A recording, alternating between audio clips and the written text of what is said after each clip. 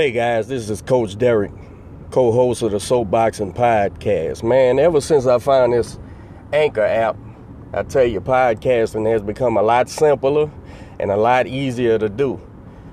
They distribute the podcast over several platforms, and you have to do no work. I tell you, man, if you're interested in doing podcasting, you need to download the Anchor app. That's ANCHOR.FM. You can get started today with the Anchor app and do whatever your heart desires.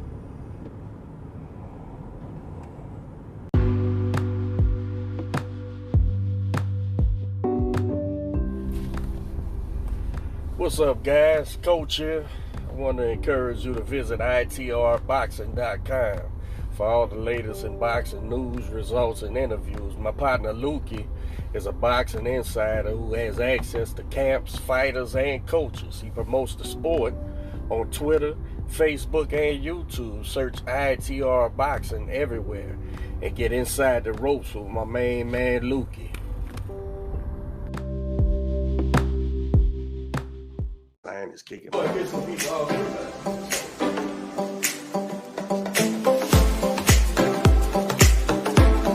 Oh, look at this hardware, man. S-E-A-A-B-O. Got the Latin American camera. They got some trainers say, and some fighters say, well, I don't watch videos of the guy fighting. I let the coach watch it. Hey, man. Guys, one thing we know for sure about Wilder, he hit you clean.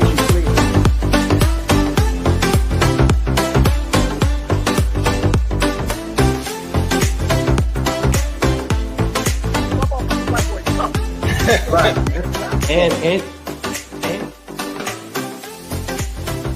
this woman whooped the whole world twice. The whole world. Yo, What's going on? It is 9 a.m. Saturday morning. You know what it is? Soapboxing Podcast. It's your boy Fresh, along with man. You ain't got a clever title up there today. You got Derek Collins with. Look here, man. When I was when you told me you had to leave early or whatever, I said, well, shit, I gotta do the setup. Man, you know I'm not technology.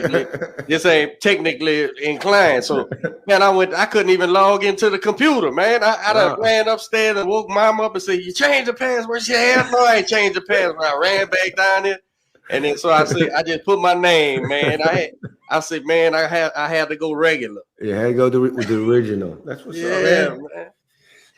Man. Well, it's good to be back, man. We had quite a weekend last weekend. We had the live pay-per-view in Texas City with Next Fight Up. I had a great show. Hey, so what was the final count on it? How many knockouts did we have of per fight? So we had 8 fights, six knockouts. 6. Mm-hmm. Man, that was good. Let me tell you something, man. I just finished editing that show, the last fight. That last night, man. That's a week, man. That's a week worth of work, man. Somebody owed me some money, man. Hey, there was a lot of action, man. There was a lot of action at this show, though. Yeah, bro. So, yeah, man. So you when you take them shows, you do them broadcasts 4-5 hours. You know, by the time you might lose some audio, you got to try to go fix it. Fuck, man. Man, so when it's over, you want to break up the fighters' fights and send it to them so you got fights where hell. If the audio clip, you got to take that shit out, try to patch it up and all that. It's a lot of work, man. Man, it's pre-production, it's production, it's post-production. And I can't log on the computer. I can't log on the computer. Because the password changed. Yeah, the password didn't change, but the password didn't change. You know what happened? I had the caps lock button. That'll never work out for me. I said, man, boy, I done ran up there, raised hell, got myself in trouble.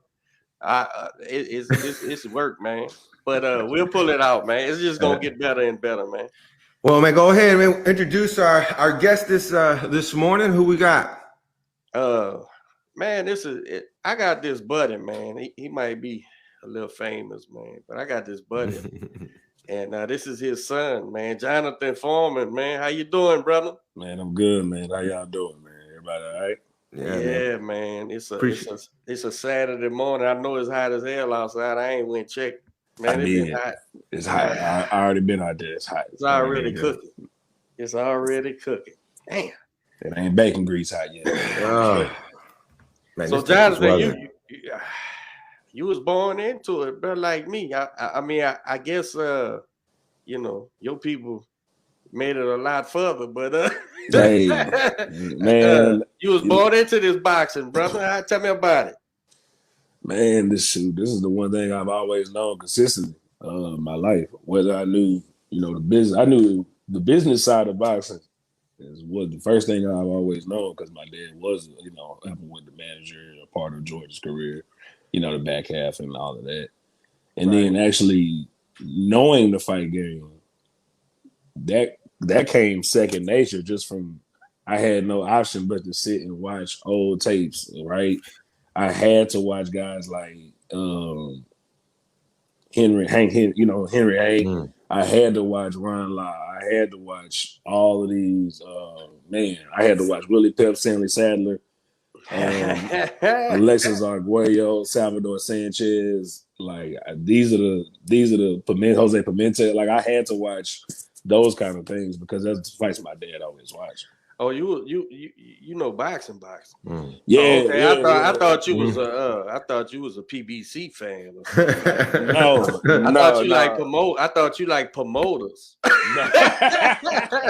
My bad. I thought you like boxers. Okay. I like. We gonna talk boxing. I love boxing. I'm not a fan of the TV part of it. I said last week. I said let me ask y'all. So I had Fresh on there, and who we had Fresh? We had I said, let me ask y'all something, man. I said, who promoted Joe Louis? They both looked at me and I said, right, exactly. What the fuck are y'all doing, bro? What are we doing, man? Exactly. What are we doing, bro?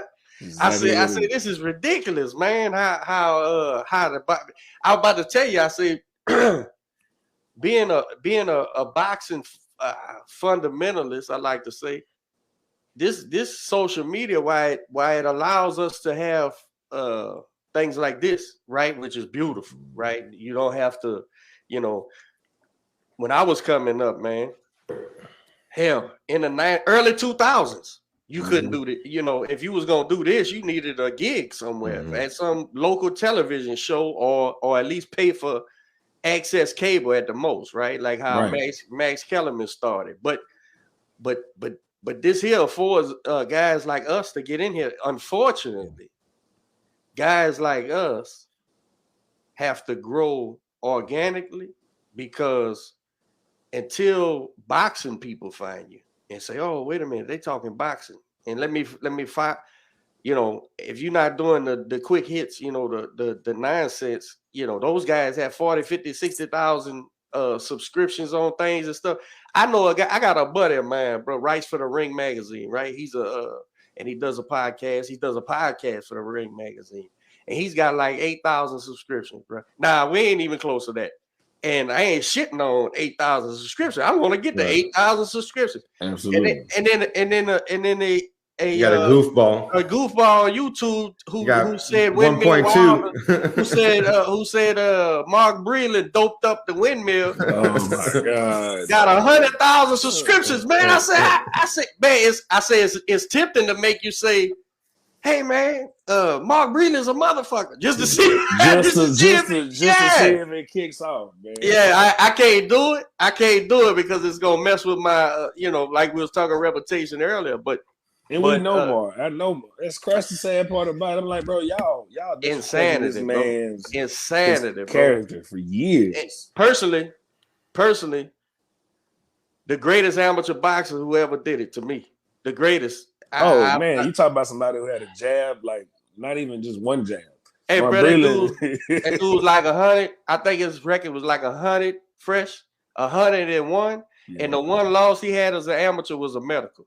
He couldn't perform, so that's the loss he got. Couldn't perform. That's exactly what it was. That was it, bro. I forget who I was talking to last week. They said, So why did he start doping up fucking Wilder for? Oh, Where did he go wrong? Because he works for the white man. And the white man because they wanted Tyson Fury to win so much. Hey, never mind those 10 years you've been flying to Alabama putting up with that bullshit. I'm gonna go ahead and dope him up, right? Man, that shit is insanity. But I'm gonna go ahead and mess up my money on purpose. My money. I'm gonna mess up my money on purpose because I want Tyson Fury to win. Hey, sometimes when a dog chases his tail, sometimes he end up eating nothing but ass, bro. His own ass. Man. Yeah. That shit don't make no sense, bro. It don't make no sense. But hey, passionate, bro. Passionate, man. And identity. We live in a world where identity politics or identity what's the word? Politics. It really does control people to the point of they can't see outside of their spectrum. In other words, if you bring an outside opinion to they reject it. Oh, out of hand. It's totally you now you're disrespecting me. Rather than us having a debate. Right. Rather than us having a debate, man.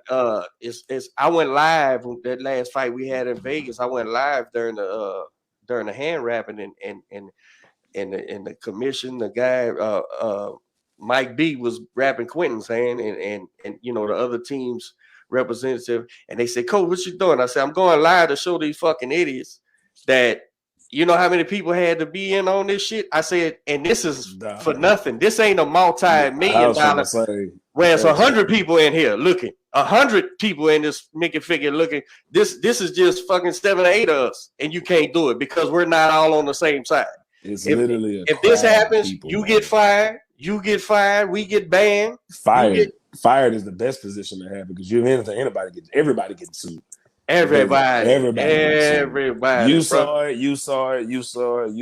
Yeah, I need money out of all y'all. All of y'all, man. And not to mention the assault charge. Not to mention the assault charge. Not to mention if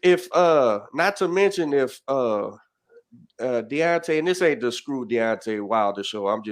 This is what's happening. No, the logic makes sense because people forget, at the same time, the rumors were always flying about even Georgia and Africa, right? Yeah. That's just the honest part about it. It's the same. I remember. Kind of, he thought he was doped up. It's the same kind of thing. So you're dealing with your ego. Your ego hurt. Yeah, that's what it is. Your ego hurt. That's exactly what it is. I couldn't perform like I was supposed to perform, so something happened to me. Someone drugged me. Tell me this. Mm-hmm. Deontay Wilder and his crew, whoever is his crew, they felt they was getting screwed when Fury was sidestepping the rubber match, so they took it to arbitration. Right? They pressed. Hey. So if you really feel you was assaulted in the ring, why didn't you press? Why you didn't press the assault? Now, I understand that they're going to say, because we want revenge and all that hocus pocus bullshit. I didn't what they wanted. Listen, man. And my question is this. Jonathan, if me and you fought and I felt that you not only put something in your gloves, you took some stuff and all and did that, you assaulted me. I was unfair. You know what's gonna happen the next time I'm close to you, man? And I'm good. Just as a man. If I really believe that, and guess what? I might have some brass knuckles because you didn't care about me. And so I'm gonna be honest with you, man. The first time they faced off for this next one, I said, nah, man, that dude don't believe that in his heart of hearts. He's convinced himself of that for argument's sake, and he's got people around him that's steady pushing that narrative. But bro, if you really thought this man did this to you, so you damn sure wouldn't put your music and your shades on and try to not be there. Because I'm looking you dead square in your face, and I'm gonna tell you where I'm at with it. If I don't assault you, if I don't hit you right, I'm gonna be there and say, "You punk, I got you. You know what you did." They gonna have to break us. They gonna have to get it. Hey man, You know It what? is. It just is what it is. That was the first time I think Wilder in since before after the Olympics. Let me say that because that's when he got stopped in the Olympics. Right. So that was the first time he fought somebody, even as far as a rematch per se. Wilder has forgotten the difference between somebody throwing a scare punch and somebody throwing a confidence punch. Because Somebody Fury in the first fight, man, I just got to stay out of the way, and you're adjusting, right? And so fight 2, he goes back and watch film fight 1.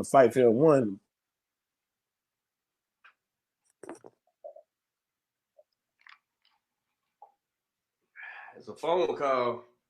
Gotta be, huh? Yeah. Or you got froze up. He'll pop back on there.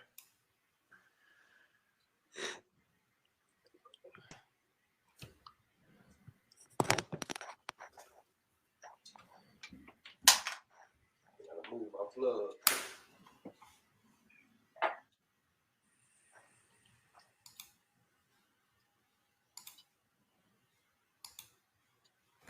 All right.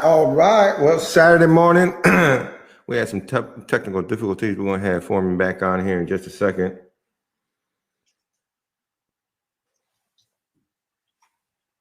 Let me see what we're doing.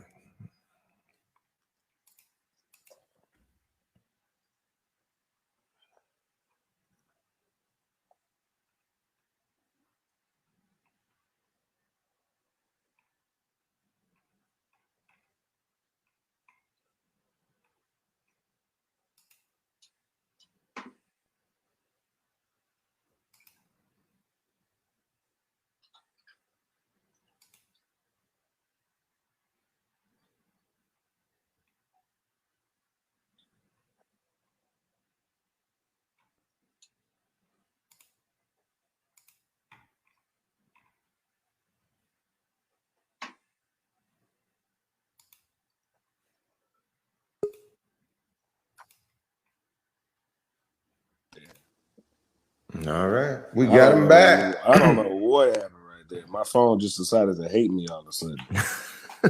I have no idea what happened. It happens with technology, man. I have no idea why my phone decided to be a hater. That is not cool. That is not cool. That is the worst time for my phone. My plug fell off. That was the first. My phone decided to hate me for some reason, and I have no idea why. It's fully charged, and I made sure it's fully charged and everything. So I don't know what. I hate technology. Yeah, but like I was saying, Wilder doesn't know that difference, and plus, Fury figured out he had nothing really to be scared of. At all.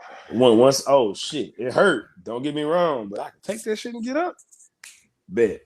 So all I got to do is avoid that. And if I just push him backwards, he can't throw it anyway. So I'm really safe. I'm really safe.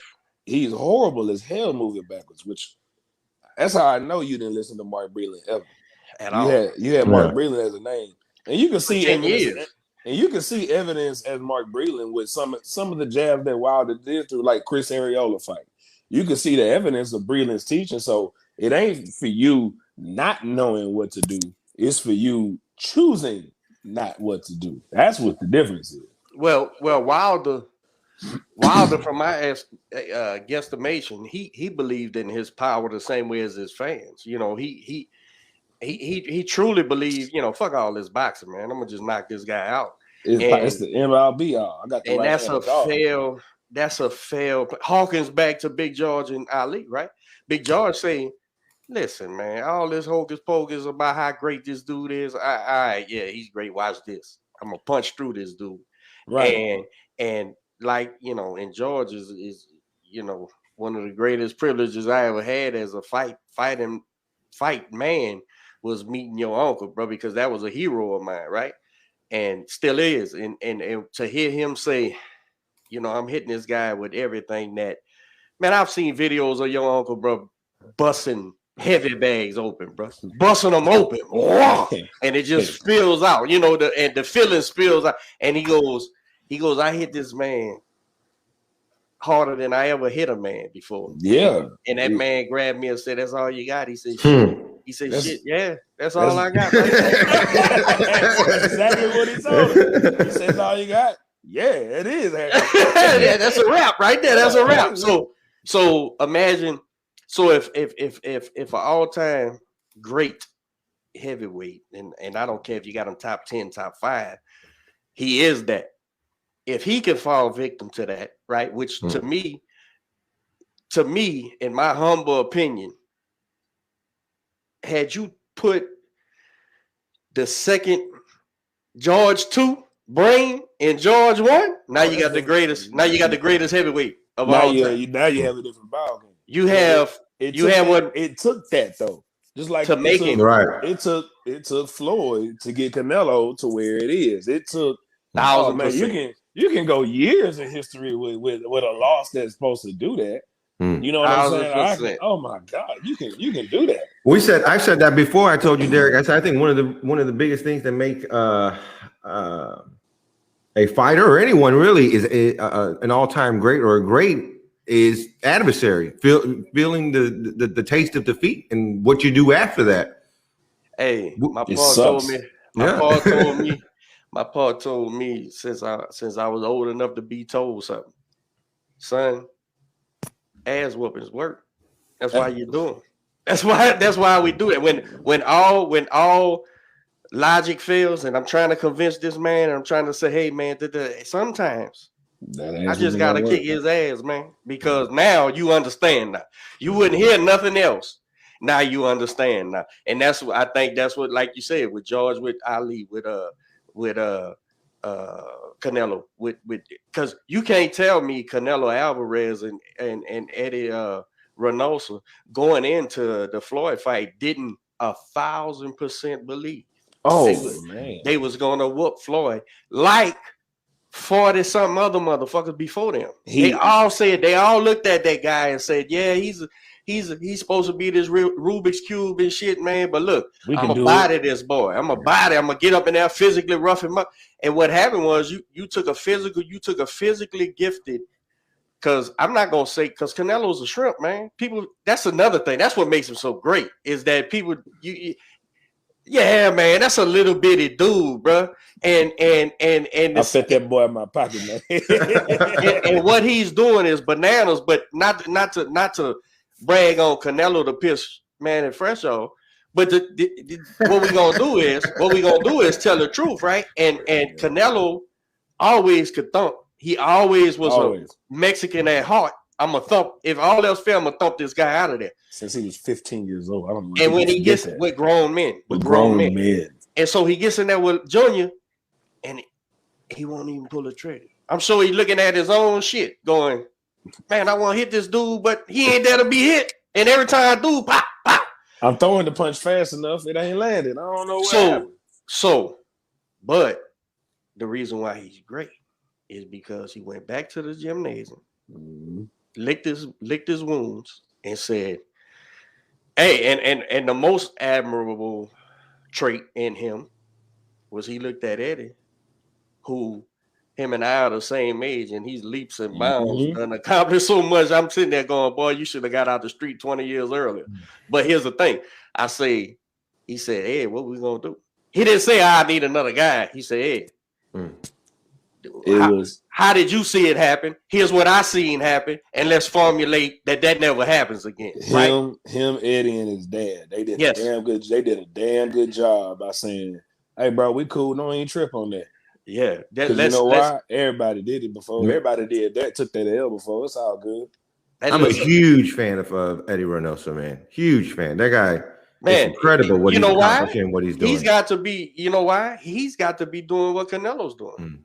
Every fight. Look, growing, developing. He has to. Every fight. He's getting up there, bro. And listen, I tell anybody who will listen, I think that Eddie Reynoso and that young white guy out of England, which basically just off of listening to him, because now I follow him on social media and listening to him commentating and stuff. I'm like, these two guys, bro, are going to be around forever.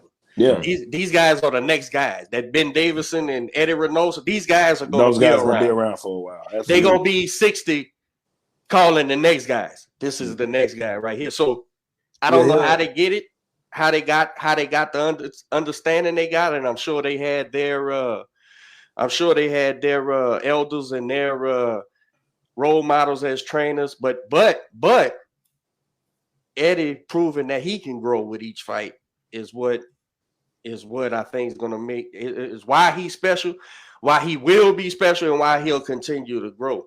I think the thing about Eddie, from what I noticed, there's just what he did with Oscar Valdez. He taught Oscar Valdez the same thing as Canelo. So if you notice, Valdez guy, if you notice with Oscar Valdez, what Eddie kind of taught him was the defensive maneuvers. He didn't really add too much offense to him because Oscar Valdez had that.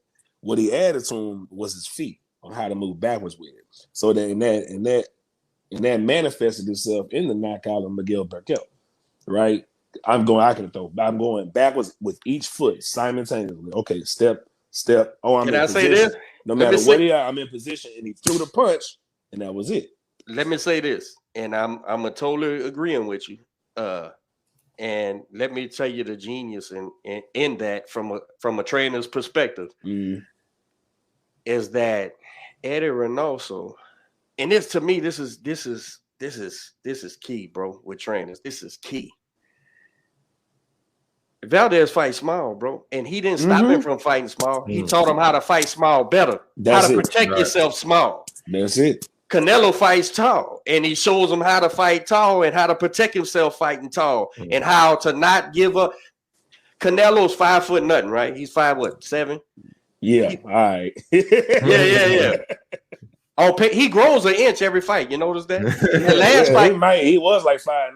Yeah, when he fought that 6'5" guy, because we was ringside for that in San Antonio. That they moved him down to 6'4" and moved Canelo up to 5'9". Oh, okay. That's cool. And in the ring, look, it was like this, man. And my wife, huge Canelo fan, she was sitting next to me. And she said, "Dad," she said, "Man, is this fair?" I said, "Why?" I said, "Why?" Legit question. I said because Canelo is 5'7" and uses the entire 5'7". The 6'5" guy is gonna spread his legs so fucking wide that he's gonna be 5'10", and he's gonna be at a disadvantage. Because why? He's giving up a half a foot of length and reach, and so he's fighting small, which allows Canelo to still be tall and watch this ass whooping. And that's what happened. Whereas Valdez fights small, use waist work, hands up, and backed out on the angle. Right, man. So Eddie's genius is this. He didn't tell Valdez, "Oh man, I got to teach you how to fight a different way." He said, No. We got to take what you got, bring it to the table, and let's do it. Yep. And that's the genius of that guy, to so me. He's got the Mexican connection over there. So he's letting Canelo fight tall, Oscar fight small, and our guy fight big, or what? Who's that? Well, the thing about Reynoso is, I think what he versus what other great Mexican trainers of past have not done. Let's say that, because what they have not done, what he has not done, is try to change anybody. You just give me what you got, because every fighter has their own personality mentally and who they are in the ring as far as what are they going to do. You can't change that. Only thing you can do is say, "Hey, give me what you got, and we're going to work on that so much. We're going to work on this one thing of your style so much so where you won't do that wrong no more, or you'll be able to perfect that and nobody else will understand it. Okay, your style, you got this part of your style. Boom, we're going to work on this thing again." He's not changing anything. He's giving you get, like you say, you give him that's it. We're gonna shine this up to where it's no longer a disadvantage that somebody see. They can see they think it's a disadvantage now versus now. That's your advantage, because they coming into it with a whole different mindset now. I really like what he's doing with Andy Ruiz over there too. That's what I mean. Big boy. Keep his big ass in the gym. Andy Ruiz let me down. That's what I'm saying. He fight Canelo. Me off. hey, let me tell you something, man. This shit, while it is a science, don't get me wrong, it's a huge science, but it's not complicated unless you make it complicated. It's complicated when you don't know the science. It's complicated because now you're just throwing shit at the wall hoping it sticks. But if you know the elements, it's like the periodic table, right? If you know the elements and you get a fight, oh man, I need to save this. Let's make this a quote. if you got the periodic table, bro, each fighter has some of those elements, right, from that table. So the elements he doesn't have, you see if you could give it to him and sharpen that. And if he doesn't, good, hide it. Don't let the world know. Don't let the world know. Don't let the world know. And then you take the elements he does have and drill. Everybody talks about muscle memory. Everybody talks about the, but they really don't know what they just talking what they heard on TV or maybe on this podcast. Listen, man, you've got to actually build muscle memory, because when fatigue sets in, when fear sets in, when your equilibrium is knocked silly, muscle memory will take control, man, and you won't know nothing but to punch correctly. So when I see these young guys who's gifted and they have fast twitch, you know, I love his fast twitching. Listen, man, that's a great thing, and it's real, it exists and stuff, all that. But that fast twitch don't matter when I knock you and you're doing this, and all that fast twitch was wrong because you were shooting from the hip. Now you're gonna shoot from the hip, but it's a half a second slower, and I'm coming right over the top. Bang, you're out of there. So you should have been taking his fast twitch, utilizing it with how to box right. Teach him how to punch right, because when them hands come back and you catch one high on the temple, perfect example, we've all seen Canelo wobble early in his career. He was on Queer Street against Cotto's brother. He was. The great value Cotto. Wow. knocked him silly. And guess what Canelo did? Yeah, we catch himself right. And Angulo fight too. Don't forget about the Angulo fight. Yeah. And he can say that talk that shit as he want, but even in the Triple G fight, Triple G rocked that ass. Yeah. So it is okay. Triple G slept a lot of people, fam. Hey, Canelo. But he kept himself. I'm gonna get out of here. I'm moving, grooving. We're gonna call it a day. Right. And that's the difference, man. So when you get your elements, man, Fresh, we need to make a poster for the gym of the periodic table, but I'm gonna take that shit over there and put attributes on there. And because each fighter, if they start thinking along those lines, they come in there and they go, okay, what can I do? Oh, this is me. This describes me. Okay, I got that. I need to keep that sharp, but I need to sharpen up this shit over here, because then we're working now. We working. So in my fighter, every fighter, and Fresh is one of my fighters. All my fighters will tell you, man, don't you go over there and ask coach, what do I do next? You ain't did shit enough. You can't do what you're supposed to do enough. There's no such thing. Enough doesn't exist. Yeah. Enough doesn't exist. And if you don't believe that, go look at your heroes. I don't care if it's Floyd, Canelo, whoever it is, George Foreman. And watch how many times he hit that heavy bag to the body. Not even every day. So, I started working with George after I lost my first fight. George, that was the first time, because I had never bothered George with this, believe it or not. I always, I'm a man of ego as well, so it is what it is. But he was like, look, man, let me work with you and just let me show you some things. He said, I'll give you everything I got and we'll call it a day. I said, all right, cool. George had me hitting the bag with one arm or even shadow boxing. One thing, we'll go and they say, you're going to throw a jab today. I said, okay, cool. But it wasn't throwing the jab hard. It was throwing the jab right. It was always a snap punch consistently. I did that. I'll do that for a day. Okay, cool. All right, now you're going to throw your right hand tomorrow. Okay, cool. Throw your right hand tomorrow for 12 rounds. Okay, cool. Come back the next day. All right, so hit the back. No. We shadow boxing. You're going to throw that right there.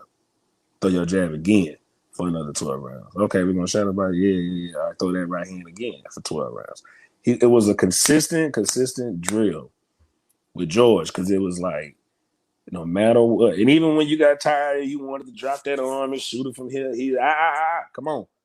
Man, he'll keep it to where even if it hurt up here, it can hurt up here all day. But you didn't throw, how many of those jabs are you truly going to throw in that fight? You're not. But if you can throw a jab right, even tired or slow, but as long as you get enough snap on it for 12 rounds, I know in the 12-round fight when I'm throwing other punches, that jab sharp no matter what happens. I don't care what you do. We talk about you rather get it right. You said, what did he say? The amateur does it till he gets it right. The professional does it till he can't go wrong. That's Jordan's motto. That is legitimately his thing. We talk about that in the gym all the time, and about I'm gonna have that forever now. I got that little saying. Go ahead. we talk about that in the gym all the time, and about being repetitive with everything we do, just mastering it, doing it 1,000 times, and then doing it another 1,000 times. Why? Because of everything that you said. But Coach, another thing that you've always said as well is, what's the first muscle in your body that gets tired? Shit, your brain. Your brain. I know that before anybody.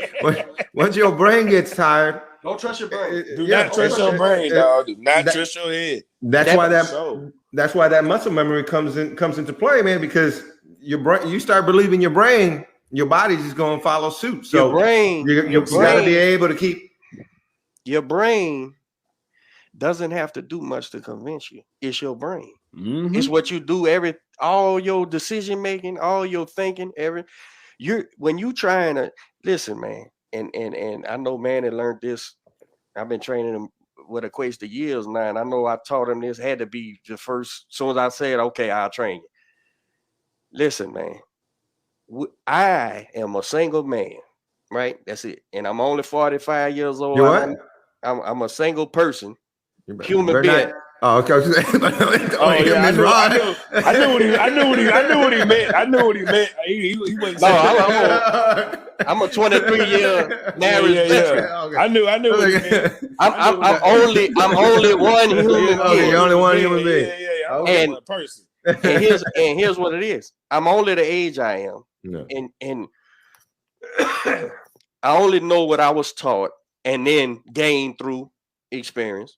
Mm-hmm. But what I was taught was this: I'm only one human being, and I, as a trainer, am battling millions of years of evolution. Mm-hmm. Here's what I mean. That sounds crazy, but here's what I mean. It's absolutely right. The human being, right, has evolved through experience, through time, through intellect, to that we made it to the top of the heap, right? Yeah. Killer whales are supposed to be the apex predator, and lions are the tigers and bears or whatever. But guess what? Man invented a pistol, and we stay our ass out the water. We won. Boom, we won.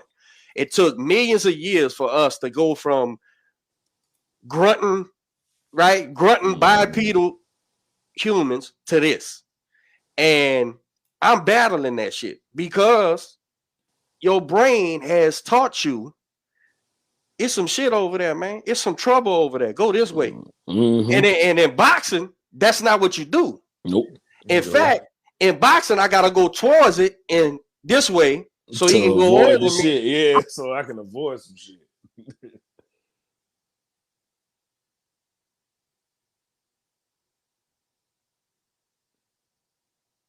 Did we lose your sound? Oh yeah, we did. We did. You lost your sound. Lost your sound, D. There we go. There you I can hear it. How about now? Yeah. What'd you do? You pulled it out? I just unplugged and plugged it in. So I've got to tell you this, and that doesn't work. You can say, Coach, man, that's heavy, man. I didn't realize that. And that doesn't matter because as soon as you get in there and get punched in the nose hard. Oh man, figure it out real quick. You be yo, what they call it? Your lizard brain's gonna kick in. It's gonna say that shit hurts. I'm going this way. Yep. So now I gotta make that muscle memory to where even when you get punched in the nose hard, even when everything in you, every fiber in you is saying go this way, you still go that way, right? That's what I got to do as a trainer, and so I won't waste my time, Jay, with these young. I don't waste my time with fighters who I got to convince of that. Yep. Because not that they can't be successful as fighters, they can. I'm just probably not the guy for them because I'm not gonna convince you. I'm not. Listen, man. Listen, you. I haven't looked for a fighter in my life. Never. I've never approached a fighter in my life. They've all approached me and said, Coach, man, I need a train. Okay, come on, I'll take a look at you. Because if I got to convince you of what I'm telling you, After explaining it, I'll explain it thoroughly. I'm not gonna just put you out like I just did with the evolution thing. I'm gonna explain that, and then I'm gonna say, okay, you ready to get to work? And I'm gonna do like your uncle. Go hit that bag 1,000 times. And don't turn around and look back at me and ask me what's next. That's it. We have one conversation, and it'd be in the beginning. So I'm only one dude, bro. And I'm trying to tell you, man, we don't got time to waste, man. You got to listen, man. You're not gonna get in there and embarrass me. I know what to tell you to do. Yeah, I know what to say. What's happening, man? Because if my guy gets beat, I get beaten. I'm right there with you. We'll lick the wounds. We'll go back to the gym and we'll figure out what we did wrong and adjust. But I'm not gonna send you in a battle ill prepared and you get flattened. And then you look back at me, and you looking at me, I'm looking at you. We looking at each other, and I'm going, I told you that. Didn't I tell you this shit? This is what we do. So to beat that, I rather not get involved with somebody. I got to say, this is what I need you to do. This is what you're doing. This is what I need you to do. Now get to it. And then you don't last a day. Fresh, how many times I tell the kids, the young, it's usually the teenagers. hey, man, you remember 2 weeks ago when I told you I need you to do this? Yeah, coach, yeah. I ain't seen you do it again. What you asking me what's next? What you mean what's next? You ain't got the first shit I told you. I gave you marching orders a long time ago. And guess what? If that's too much for you, then you're not a fighter, bro. You're not, this ain't you gonna get hurt, man. You gonna get hurt in this thing because this ain't punts.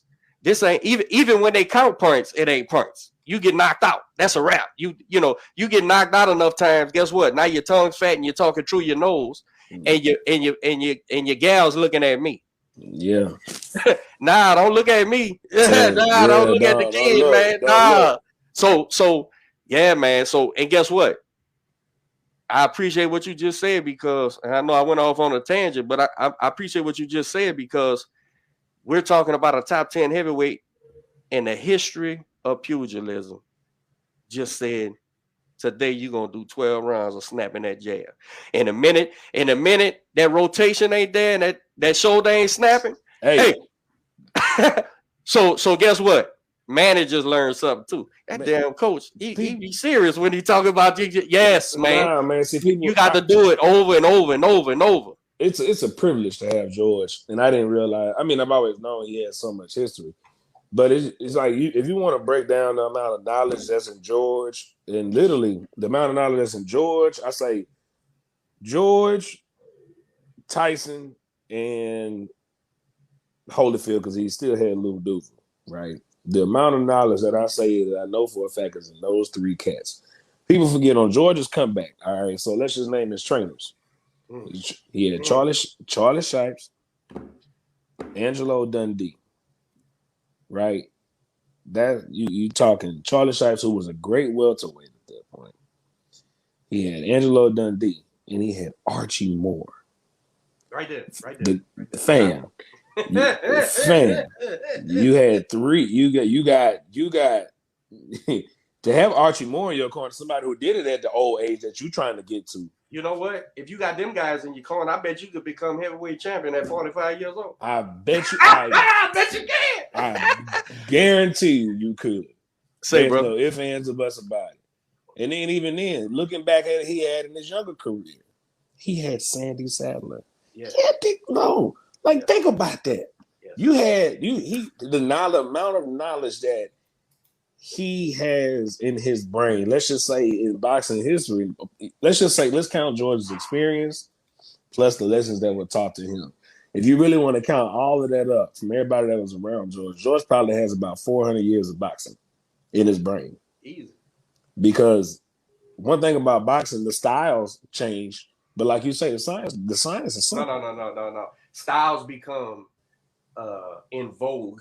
There you go. That's a better word. They become hip. There you go. That's a better word. But boxing was perfected in the 30s, bro. Because like if you really want to see, like you want to see it, though, look at Henry. You know, I tell people all the time the shoulder roll. Henry Hank couldn't. His problem was in the 30s, and he didn't. He had an idea of the shoulder roll, right? But he just didn't train to stay in shape for it. George showed me this about guys. George showed me fighters that were great, had the skills and didn't stay in shape. That's how he got to me.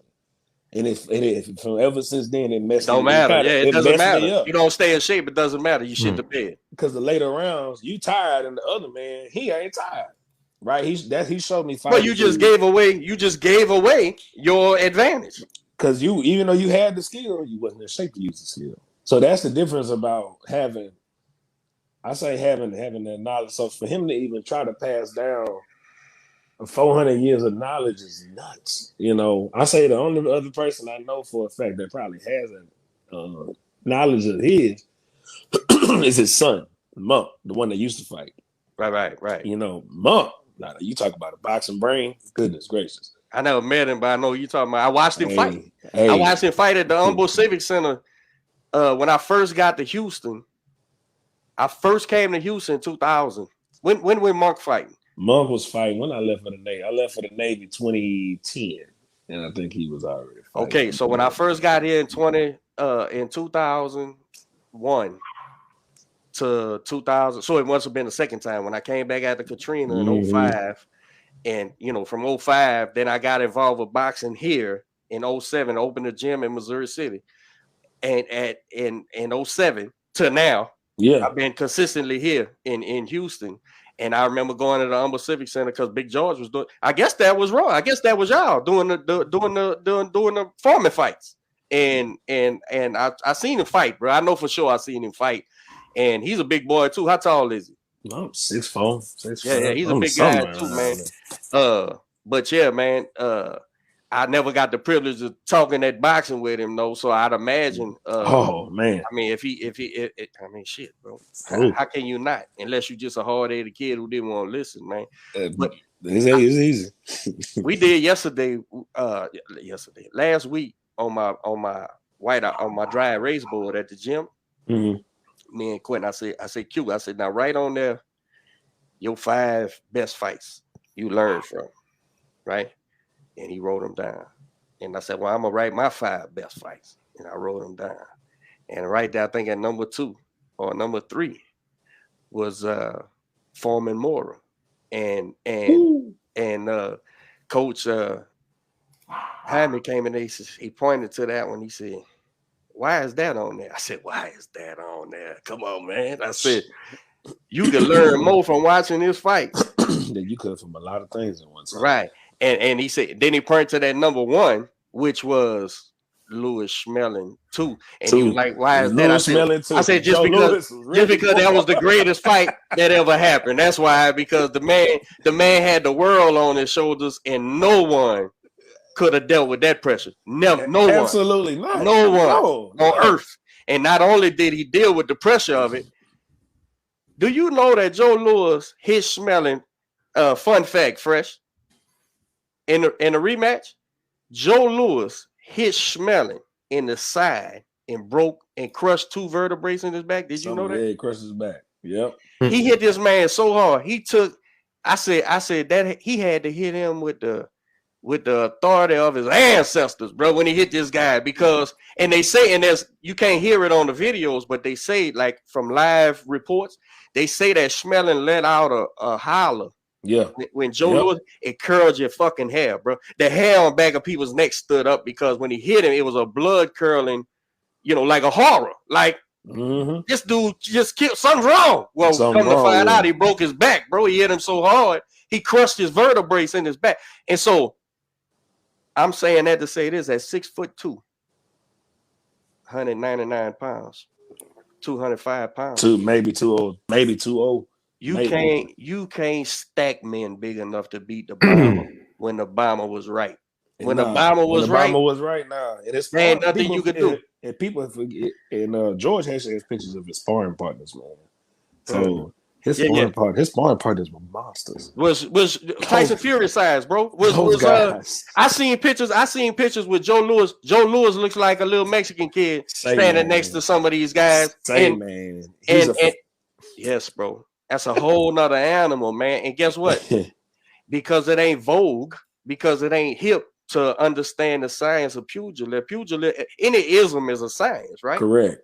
And so these young guys who come, and I don't fault anybody against it, because when I came into it, I had heroes too, man, that we thought was the greatest since everything, right? That's fair. Ain't nobody knocking that. Bro, my daddy was born in 1923.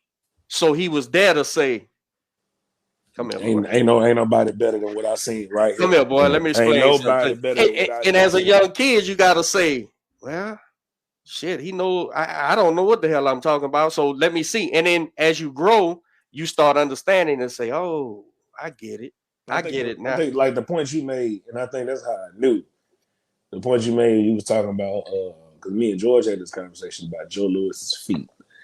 And everybody thought he couldn't move. He was that's a it wasn't because he couldn't move.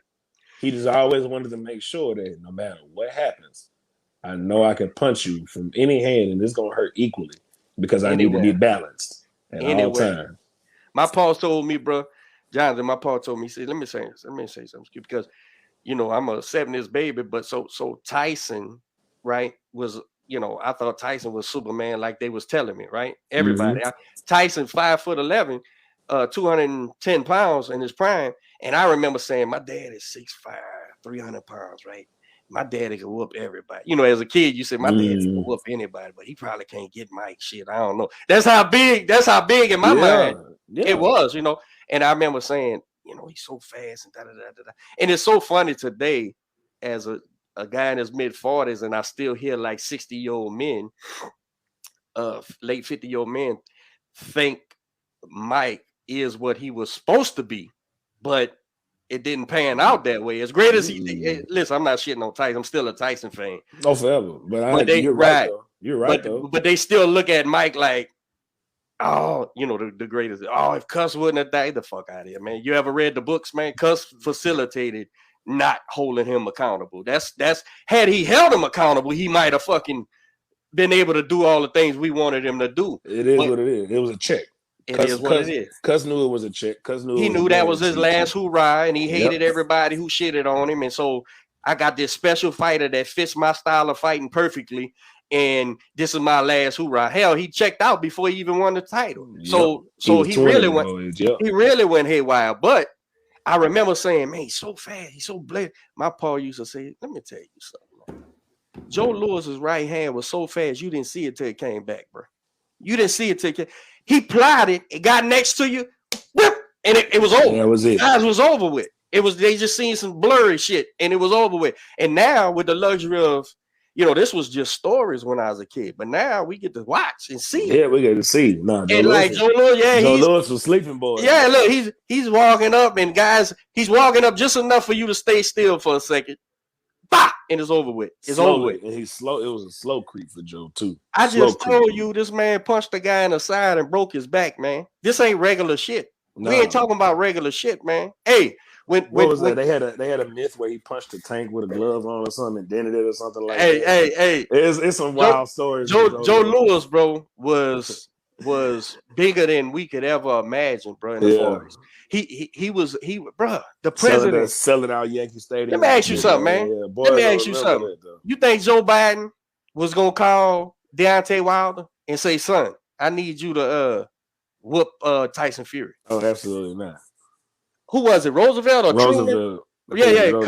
Call Joe Lewis and say, son, you need to whoop this Nazi for America. You gotta do this for us. Regardless if it's propaganda. You know, people can say, oh man, they shouldn't have. That's the pressure Joe Lewis was on. They had two things in America, Fresh: baseball and Joe Lewis. That's what we had. Wasn't no NFL. Nope. Wasn't no NBA. You had Joe Lewis in the Yankees, bro. and he had served in the army already too. Oh, dude, he said, son, you gotta do it. You gotta do this for us. This is after getting stopped in 9, bro. He heard Joe. I forget when he heard Joe, but he put Joe on the deck a couple times, bro. And Joe kept getting back up. And they finally stopped him. And he said, Joe, and then he goes and takes the Cinderella Man's title, and then he comes back, and all the writers imagine again, bro. Baseball and Joe Lewis. That's all you had. That's literally every sports writer. They were. What did sports writers write about? Joe Lewis in baseball. I don't know what else they had. Maybe horse racing. So I don't know. Joe Louis fought. The thing is, man, not only did he fight then he would fight again in like 4 or 5 weeks later. Oh yeah. So it was like he would go do this. It wasn't fair, bro. You know, Fresh, did you know he had to give the Cinderella man 20% of his purse for the rest of his life? For the rest of his life. For the title? To get a title shot? That's how bad they wouldn't get that black man a title, bro. He died broke. A lot of people don't know. Joe Louis died dirt, but somebody else had to pay for the funeral. Yeah, I give you a good story that what's my man, the chairman of Sinatra, did for him. I'm gonna tell you at the end. But so Joe Louis goes, all the writers come. Joe, the Brown Bomber, bro. Heavyweight champion of planet Earth, man. You got it. You the first since Jack Johnson. And that's when that writer, I forget who said it. He said he's a credit to his race, the human race and shit like that. Yeah. That's the pressure, bro. That's pressure, man. So he said, and Joe Louis said, I ain't the champ. They said, what? He said, I ain't the champ till I beat Schmeller. That's a man, bro. That's a man, bro. Here you got the heavyweight title of planet Earth, man. You say I got beat. I got to beat somebody. So the president calls you and says, Joe, America's counting on you. Nah. He's the man who beat the man. See, that was the real lineal. See, Joe Louis, people forget even when he fought Marciano, Joe Louis had been retired already. Oh yeah. He was old and that was the whole thing about boxing. See, the lineal was, even though it was more thing on the writers to kind of compare it, but it was more like, I'm the man who beat the man, so I need to come back and beat you. The same reason that's how Joe Louis got the lineal man, because came back to fight Joe Louis, and Joe Louis beat him. That's just how it's supposed to go. Well, that's why when these youngsters was dismissing the lineal championship, bro, I couldn't find the words where they explained to them the gravity of what they were saying. I was like, no. No, you got to run history back for that for them. And so let me show you exactly. Let me explain to you why this is important. Right. It is very important. And then with even Joshua, bro, I like Joshua, bro. He seems to be a great guy, and he's a hell of a representation for boxing and all that. If he gets the lineal title, if he ever gets that lineal name, he's history. But here's the thing. Even Joshua, bro, when he was saying, what's this lineal? I never heard of lineal. And I'm like, dude. Yeah, he didn't. Yeah, he did say that. I forgot about that. You got all the straps except the WBC, and you talking about what's the lineal? What's the lineal? Bro, and you in England. That's even worse. The Marcus of Queensberry was created in England, right bro. There, you supposed to know. They had your first fight over there, 1816. I want to say, was it something like it's 18 something? Yeah, bro. The first heavyweight, the first boxing was over there. Boxing was what it was. Yeah, man. Please, because knuckle boxing was first. It was knuckle fighting first, and then they enveloped to the leather wrap. It wasn't even a glove. Protect your hands. It was a leather wrap on their hands. People think the gloves. The funniest thing for me is, hey, I got them at the. Hold on, D. I got something coming up. I got to head out. I'm gonna let y'all finish the show. My man, it was a pleasure chatting with you. Man, I'm gonna catch up with you soon. All right, hey, man. Oh yeah. I logged. Don't be good. Yeah. All right, bro. Handle your business, man. So, I lost my train of thought. So. That lineal championship, bro, goes back to John L. Sullivan, bro. This is the real shit, bro. Real Sullivan. When John L. Sullivan, bro, there's a in New Orleans, bro, in my city, man. Who is it? Fitzsimmons. There's right there on the river, bro. There's a statue I came up with. These two statues. I think it was Fitzsimmons versus I can't remember, but it was a heavyweight title when the bare knuckles was outlawed. So what they did. They put a barge on the river, and folks would take their little boat out because in the river the rules didn't count. On the land you could get arrested. On the barge, just like the casinos. They could gamble and fight and do all that shit. There's a pair of statues commemorating the fight. Man, I'm gonna find a picture of that and post it so you can see it. But as a kid, I'm going, bro, New Orleans, bro, is steeped in boxing, bro. So when we fell off, it was the port. That's where all your money came in, dog. People forget that. That's where the money was at in the South. When we fell off, bro, and so when we had somebody like a Regis Prograde come back, man, I got somebody to root for, bro. Oh, you couldn't tell me shit, man, because man, we had to get back to legacy of boxing, bro. I'm talking about Ali fought in the dome. My uncle was on the Ali Who was that? undercard. Was that Ali Frazier that was in the dome? No. Spinks. Ali Spinks when he won the title back. Yep, when he get the second rematch. Yeah, bro. So these guys don't understand, man, the severity of his legacy, man. And my thing is, if you're gonna be a boxing guy, a connoisseur, especially, and you not fighting, not training, just media, whatever, just know anything to do with it. Yeah, bro. It's so easy today to learn these things. I was actually being taught from a guy who was around, but and so a lot of these guys I had never seen before, but I knew the name, Sandy Sadler. My dad was such a Sandy Sadler fan that I knew who that was and how he whooped Willie Pep and at his own game. That rough house and shit. Yeah, at his own game. So I knew these things long before I got to see it. So now you get to watch it so easily, bro. And so now today I'm only have so much pity for you, bro, because you can actually go see, man. You can actually go look up these guys and see what they did. We've been in the age of information since 2010. Like you everything is at your fingertips to go get whatever you want, dog.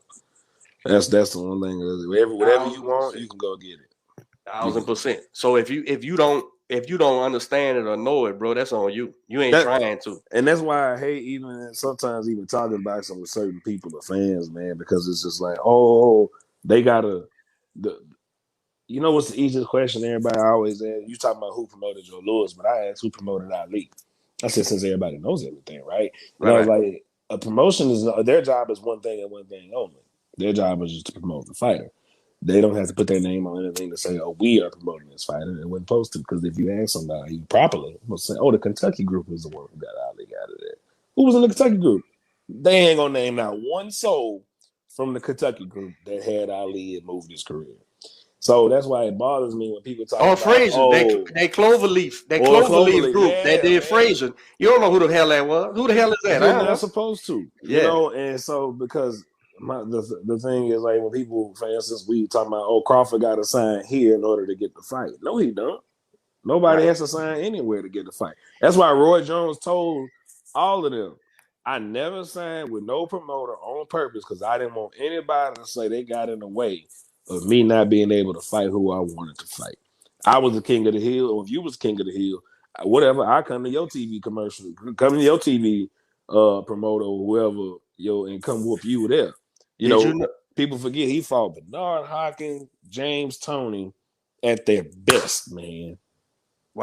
James lost there. James is fat, but either way, right.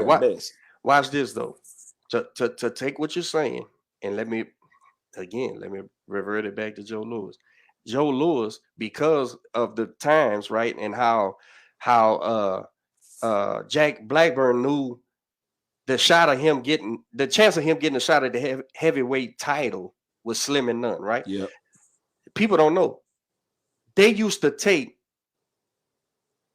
fights with fighters in their hometown the whole time. So the 4 weeks you're talking about between fights, Joe Louis was going to their city and fighting them in their place in order to maximize the money that he can make to earn a living, because they was going to block him at every fucking chance. Correct. So can you imagine today, bro? All right, this is going to hawk into a great thing here, bro. Caleb Plant. Bro. Oh, man. Now, listen, admittedly, I'm not a Caleb Plant fan, right? I've seen him fight. I like the kid too. That's the worst part about it. Okay, admittedly, I'm not a Caleb Plant promoter. I think the best thing about him is that pretty little wife he got. He won right there. Old Jordan. yeah. So no. I wish him all the luck in the world. Oh yeah, for sure. I wish him all the luck in the world. But honestly, has Caleb Plant even fought on pay-per-view yet? No. Has Caleb Plant, how many fights he's had on TV? I know for a fact I've seen, I think maybe 5 or 6. 5 or 6 fights. 5 or 6. He wasn't even on the undercard. So get an undercard of a pay-per-view fight to get right. How many of fights? And I know we freestyling, so I ain't holding you to nothing because I don't even know. And how many of those fights was he's the headliner? 3, I want to say. The Yusukechi fight, and then the 2 defenses, I want to say there's 3. So maybe 4.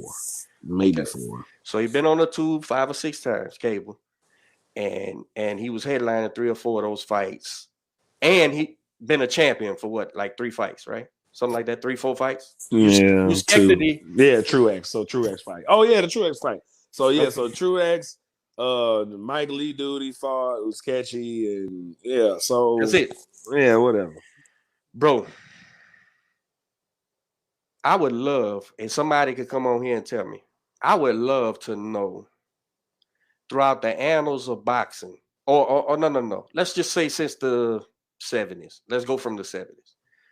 I would like to see a list, because the disparity in boxing is great. We know that. The upper echelon makes all the money. For sure. And that's it. We ain't arguing. Regardless if you got a title or not. That shit don't matter. We ain't arguing that. Right. I would love to know the list of fighters since this in the last, let's go 50 years. In the last 50 years, I would like to know the list of fighters who's made $10 million, a $10 million purse. How many people you think that is in the last 50 years? I can count Michael Moore, Holyfield, Tyson, Lennox Lewis. But then again, we talking about boxing at a good peak though. So man, Floyd obviously. Do you feel comfortable saying 20, maybe 25 people? Maybe not that, huh? Maybe not that, huh? All right. Damn, I give you 50. I give you maybe 15. I can give you 15. That's including heavyweight champions. Yeah, that's what I'm saying. I can give you 15, bro. I think Ray Leonard made 10 million for the Marvin Hagler fight. Or maybe I got that. Maybe I got that. No, it was something like that. They both went home very, very good. They went. You heard what I just said? Ray Leonard. Ray Leonard, dog. And that was when 10 million was 10 million. That wasn't this. That ain't today's 10 million. Shit, that was 10 million. Michael Moore got 11 million for fighting George, man. In the 90s, dog. That's when 11 million was 11 million too. That shit went way further than today. Oh yeah. But that was the undisputed heavyweight title, right? He took from Evander, right? Is when he fought Jordan. When he fought Jordan, right? All right, now you mean to tell me you demanding 10 off top? And they gave it to him, bro. They agreed to the 10 million. And his promoter, this was the point I was making. His promoter said, fuck this fight because Canelo wants all these demands and we want to hear on PBC. You mean to tell me your fighter, his $10 million life-changing money? Who's doing what, bro? It lets me know what's going on, bro, because now, admittedly, fighters are overpaid today, and I don't never believe in saying fighters are overpaid. I think they get whatever they should get what you're worth, right, man? So, and I do know sources tell me, that Al takes care of them boys, man. They make way more money than they should, than what they draw, right? So, so if you've been, let's say those 4 fights you're talking about, you were overpaid. Let's say your biggest ticket was $700,000, but Uncle Al gave you a $500,000 bonus some kind of way, right? TV money or whatever the case may be. Okay, so now you're a $1.5 million fighter. So let's say he did that 4 times. Okay, so you got $6 million. Once you pay Sam, it's 40%. So you're worth $3 million. You made more than any 20-some-odd fighter champion who's never fought nobody ever made in the history of boxing. And maybe he could convince you that, this $10 million windfall that you're going to take home right over $5 million ain't worth it because I'm going to give you 3 more fights and you're going to make that money up. Plus, although we're not going to say it to each other, plus you ain't got to take this ass whipping that's about to happen. So, how the fuck do you not take that fucking $10 million, bro? I don't know how you do that, bro. I don't give a fuck if he say you got to check your temperature every fucking time you went to the gym. I don't give a damn what it is, bro. I need. You know what, man? I haven't. I gotta know. I gotta know what it was that made Canelo walk away. Because for him to do that, it's something y'all done did. Canelo ain't stupid. He ain't nobody around him stupid. He's maximized he's learned from what.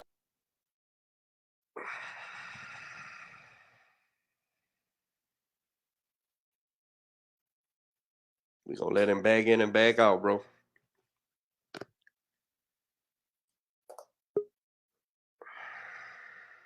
Hello? Yeah, I got you. Yeah, he's learned from what Oscar has screwed him over with. He's learned ever since then. For him to walk away for 40 mil, his lawyers to tell him to walk away. That's what it is. Let's say this. Lawyers told you say no. Let's say this. If and neither one of us is in the meetings, we don't know, right? Are we just giving speculation like everybody? Correct. I think my speculation might be a little bit better than the average motherfucker, but still we speculating, right? So what leaked out was that Al Heyman said for Canelo to sign and do this fight on PBC because he is a free agent, right? Yeah. He wanted to guarantee that if something happens to Caleb playing COVID, whatever, then they're gonna put a fucking slide a guy in there so he still gets to fight on September, whatever. Mm-hmm. And he just wouldn't do that. Let me tell you something, bro. That's boxing. You the promoter. You want this Canelo fight. You want Canelo money is what you want. You want right. Bro, you want to come with Canelo is what you want. And I understand that. And guess what? Canelo saying, cool. I'm gonna make you. It's like when he told Boo Boo, you want the money. You want the money. So he's saying to his lawyers, I'm sure, telling PBC, you want the money. Okay, so if your guy gets COVID, the flu, or chicken hearted at the last minute, put somebody in there so we can still fight, and I'll sign. But you gonna still give me my same money worth. I don't care what you're talking about. Now guess what? That's boxing. Now, if you're a PBC guy, because PBC guys rather than fans of particular fighters, it seems. That's exactly what it seems. Because whoever PBC is promoting, they think is the next guy. That's fine. Ain't nothing wrong with that, except that that's not how boxing works. And the PBC guys are siding with Al Heyman, not Caleb Plant, because you're supposed to be siding with Caleb Plant and say, Caleb Plant, you're never going to make $10 million ever in your fucking career, bro. No. Unless by happenstance, you sign to fight David Benavidez, and Jesus comes down from heaven and lifts your hands up and helps you win. And this is the fight. You're gonna make 10 mil off of, right? well, not even that one. The next one. Now you get to fight Canelo and make $10 million because you're gonna get a 1.5, and Uncle Al give you one on the back end to fight. You know what was next to me, man, about him off top, right as soon as the Billy Joe Saunders fight for Canelo. Caleb saying 10 million because I know what the other guys got paid. Okay, let's break it down the 100% right way. Billy Joe Saunders literally has a whole country of England who was backing him, fam. Yeah. He has a country behind him. You barely have. Where is he from? Tennessee? Caleb Plant, Tennessee. Knoxville or something. Yeah. You barely have your city of a couple 100,000 people behind you. Billy Joe Saunders got 8.6 mil or something like that. Yes, he did get 8.6 because he has a country of people that were paying pay-per-view over there, fam. The proof of it is that Caleb Plant's never even been on pay-per-view, bro. He can't. Yeah, you can't. We don't know your buying power. These people are showing up to see me. They buying this fight to see me. They don't care who you are. They don't they just looking at your fights now just to see who is this cat that got the other belt that Canelo got. So with all that being said, you fucking won, bro. You told these people 10 million, they said okay. You won. You got the bat. All you gotta do is tell your people. You got to look at Al Heyman and say, Al, bro, we got to. If he say he want to fight a bum in case I get sick for 40 mil, oh well, dog. Let's make sure I don't get sick. That's all. Just it. Keep me in the bubble. Keep me out here. Do whatever you got to do, big dog. How the hell? Now, listen. What I'm saying is, if you plant your flag in that Canelo saying he needs a replacement, have your boy get sick, is too much for you to bear, bruh. I don't know what to tell you, man, because Because here's the thing. We're not talking about Caleb Plant fighting. Like I said, David Benavidez. I'm a big David Benavidez fan. By the way, I'm a huge Benavidez guy. I love that guy. We're not talking about that. Hell, we're not even talking about Better BF or I'm sorry, who's that? Or Bivol. Bivol. No, Bivol's just saying he can come down. No, he don't care. I think that's who's going to replace him. I think he's going to come down. And that's a better fight. Shit. Way better fight. But I think Canelo and them will be smart to make him come down to 68.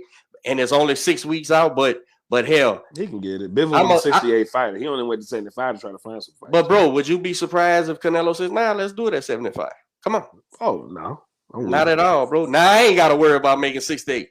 But here's the thing, which is insane because you're giving away an advantage, right? He don't care. Not at all. So who else is at 68 besides David Benavidez, bro? And PBC shot themselves in the foot with that fight. Well, even Canelo fighting Benavidez because they decided to go ahead and book Benavidez for a fight early. He fighting in August. They screwed themselves. They thought, we can force him to fight Caleb Plant now because we got Benavidez booked on the books already. And guess what? There's no problem with making a Benavidez Plant fight unless one of them two don't want to fight each other. That's it. And because y'all both same promoters, same everything. So like Canelo said on Mike Tyson's podcast, everybody want to fight me, but they ain't fought each other yet. Why y'all ain't looked at it in the mirror? Y'all ain't looked around y'all room yet. Y'all trying to come to my apartment. What you trying to come to my crib for? Y'all need to look inside of y'all own bedroom. Especially when I'm chasing legacy fights and you. What do I get? Listen, man, this is the business of boxing, which sucks. We all hate the business of boxing. But here's the thing. Bruh, I'll watch Canelo beat up Boo Boo Andrade. I will. I'll watch him. Oh, I'm gonna watch it. But am I saying, have you said, I need Boo Boo. I need Canelo to fight Boo Boo. Oh, he's not a real champ. Don't nobody say that shit, bro. Ain't nobody saying that shit. Ain't nobody saying Caleb Plant. If he don't fight, nobody saying that shit. No, because those Canelo guys, Canelo wants a woman to get the strap. That's all. He wants to be the most undisputed at every weight class he goes into. That's what he's doing. I'm not saying that those guys aren't good fighters, but those aren't the caliber. They aren't that caliber. They aren't that what you call you got C, B, A class fighters, right? But see, Canelo's in that rare group of S class. That's what he is, a special class of fighter. So when he says, I'm gonna ordain you. Come on, you got something I want, a strap, or just whatever. Just roll with it, big dog. Roll with it, bro. You think when Floyd Mayweather was fighting fucking Berto and fucking Robert Guerrero and all these guys, you think they got anything other than the check? Them boys got that flat fee and said bet and called it a day because it was more money than they ever made. But Caleb Plant, who we just said don't bring really nothing to the table. He ain't no draw, and he ain't nothing other than that titleist. Right. You demanded $10 million. These motherfuckers said yeah. And said we'll go to your promotion because I'm a free agent. I don't give a fuck. I can do what I want to do. Yeah, I don't care who puts it on TV. Okay. Now you think that don't make hard feelings for DAZN? Yeah, because they want him on there, but they understand. I'm a free agent. Already know it. He done made them money already on everything. So I don't understand, bro. So I guess I'm kind of defending Caleb Plant, bro, because I'm saying you supposed to get these 10 million, bro. How the hell you gonna pass up this money, man? I don't understand because your promoter says he wants a guarantee. Like that man, like you want to talk it, but bro, that man got $30 million for fighting Rocky Fielding. Why would you think he don't want another 30 million off top? Bro. We know Rocky Fielding wasn't nobody. He got another 30 for fighting Alvin Yurda. Okay, So here's the thing about it, fam. If they ain't nobody's and he still got his 30, why you think he gonna stop trying to get his 30? You think you special? Because no, you're not that special. Just like them cats ain't that special, bruh. When I look at the numbers, bro, and I know, Tank Davis does sell pay-per-views. I don't know the number, but he sells them. I think he put like 500 on the board or something like that. Okay, which by today's standards is like a good pay-per-view because pay-per-view with the apps, bro. Oh yeah, you out of there with that one, big dog. So, bro, the twins sell fucking crickets. Every time they put them on pay-per-view, bro, they inflate the numbers to 200,000 buys. It don't be 200,000 buys, bro. They inflate the numbers, bro. So Caleb playing fights on Fox on Sunday, bro. I done missed half his fucking fights, man. And this dude's gonna give you $10 million, bro. I don't get what I'm saying is I just don't get the logic. And everybody who says Canelo's a diva, yep. Every man at the top is, bro. Every man at the top is. Man, I don't want to hear it. Floyd was about to make a fight not happen in Vegas with McDonough because of the glove, because he said the glove ain't had no padding. Fam, that was a whole Everlast glove. Bro. Everlast got padding in them gloves, dog. Bro, I don't care what you want to say, bro. Everlast, it ain't got no padding in the glove. Fam, all right, Floyd. Like, okay, well, you can be a diva all you want. You paid that $1 million. You paid another $1 million for it, though. Yeah, let me explain something to everybody, loud and clear. Loud and fucking clear. Ever since boxing started, the worstest thing ever happened to boxing was one day Floyd Mayweather said on a 24/7 A-side, B-side. Because now that's all I hear people say. Oh, A-side, B-side. Bro, let me say something. Fuck all that. This is what you got, bro. Ever since boxing beginning, you got a draw and the other guy. The draw makes the fight and determines what people are getting paid. Why? Because he makes the income, he makes the buys, the ticket sales, so he's the draw. So you know how this is I'm gonna give you the wilder guarantee fact I know, because my dad was in a negotiation. We can talk about Michael Moore and George fight, right? Mm-hmm. So the network and both promoters, they came together and said, hey y'all, we got $12 million for the fight total for y'all person. Y'all can, go ahead and dispute that. George told them off top. My dad we still laugh about it, because they were sitting down at the table and they said, George looked over and said, "Oh no, give him 11. He the champion." My dad say he looked like, "What, boy?" He was like, "Give him what?" My dad, hey, hold on, y'all. George. He was like, "No, don't worry about it. I got him." Because he believed, no matter what, I'm going to get this kid. George already had it in his mind. Give him the 11. He the champion. It's cool. I understand. And George grew up in that era where it's like, the champ get the money. It is what it is. You just take it. But he was like, even though we know people were coming to watch that fight because of George. Michael Moore was a nobody. He's the draw. Michael Moore was a nobody. People were coming to watch. People were coming to watch George. Yes. Regardless if he just beat Holyfield. Who cares? It's still George Foreman, fam. It's the draw. He's the draw. George gave him $11 million, dog. And took the $1 million and said, we're going to call it square. Michael Moore, that was probably happy as he, and even to throw it off, boxing gloves. Michael Moore came back and said, "Oh, we're gonna wear Reyes gloves instead." Because Moore was a puncher. Because Moore convinced himself that he was a real puncher. Oh, he was, but he wasn't George Foreman. He was a real puncher at like heavyweight. People forget that. Yeah. Heavyweight, he was for sure. Like heavyweight, he was sleeping. Everything walking. Ain't no ifs, ands, or buts about it, but big dog.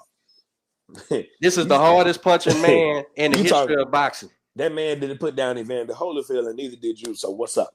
George say, "Man, I put that thing on and I thought I had a latex glove on." He said, "Oh no, I can't believe we gotta wear these gloves." Then that horsehair, you smashing that motherfucker down, bro. And George doing this. Man. And George, I shook your uncle's hand one time. I'm 6'1". I'm 265 pounds, bro. When I shook your uncle's hand, bro, swallowed your hand. I felt like a fucking baby, bro. Like swallowed your hand. In fact, I told you my dad was 6'5", 300 pounds, and so that was the biggest man I was around growing up, right? And as a kid, he was a giant. When I met George Foreman, it was the same fucking thing, bro. I was like, God. And I shook his hand, bro, and it was just like, oh man, this is proof positive why there's real weight class. Like, you know. And when I met him, I was probably I was grown. I was training fighters. I was 6'1", but I was probably 180 pounds, so I was in decent shape and shit. And I knew then what a heavyweight was. I knew then what a heavyweight was. That is a true destination of a heavyweight. I say, oh man, can you imagine this dude punching me in the nose? Man, nah, bro. Nah, absolutely. And I'm not nobody now. Don't get me wrong. Wasn't comparing, but size, I'm going, ooh, bro, this dude is like a tree stump, bro. I can't imagine this dude hit me in the face, bro. I still get the privilege of watching Jordan be able to hit a bag, and it still sounds like it's a punch, man. That ain't going nowhere. That ain't going nowhere. 73 years old. That ain't going nowhere, bro. Hey, my father, the year I graduated, my dad was 76 years old, right? Still healthy. He didn't get sick. He didn't get down with the Parkinson's till like 2 years after that. So by that time, he was still in the backyard hitting the heavy bag. I'd even see him on the weight bench, and we didn't do the weights. I didn't, but he would just to exercise, right? He'd be on that bench press in the backyard, and then he'd go hit that bag and shit. My father hit a guy at my graduation party and turned his nose sideways, bro. Because the last thing to go was the power. That's it. Squat, man. And I mean, when he hit him, blood skated everywhere. He was out. He broke his nose and put him out at the ssame time because, like you said, that big fist, boom. And so that punch ain't going nowhere. Long as George can stand there and twist and turn it, that punch, if he hits you with it, it hurts.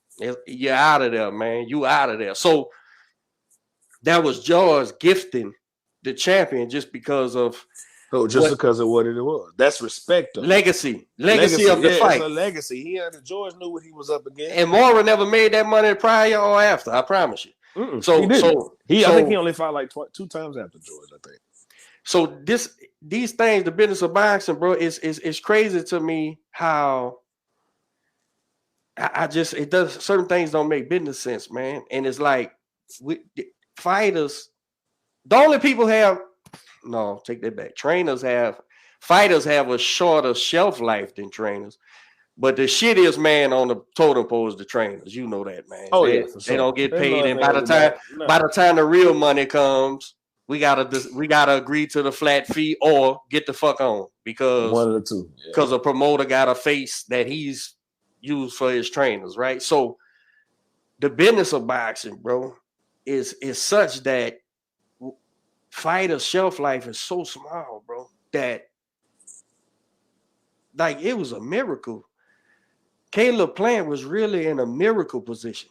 A 10 million. You just not saying Michael Mora made 11 for the undisputed heavyweight title of the world. I'm telling you, people don't not understand how.